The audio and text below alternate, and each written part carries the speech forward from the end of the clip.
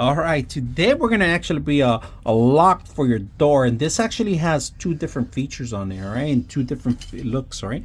If you guys can see it, it's kind of copper black, beautiful. It has a keypad, it has access for keys, and also key cards too available. So we're gonna set this up today and see how it looks and how it runs, and we're gonna try to program it today so you can see it working. So let's go ahead and do that.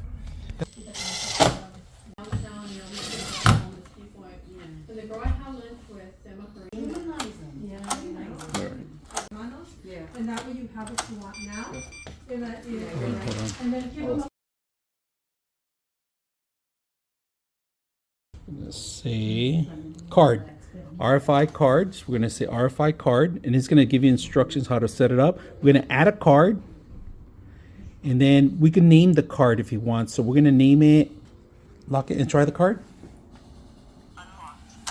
Okay. All right, so we programmed the first one. Now we're going to program the second one. Do the passcode. You hit pound, then the number, and then the pound again. And that's it. That's one way to do it. The second way, the third way will be the key cards. Right, so we have different ways of coming in. This is simple to use. You're going to require batteries, all right?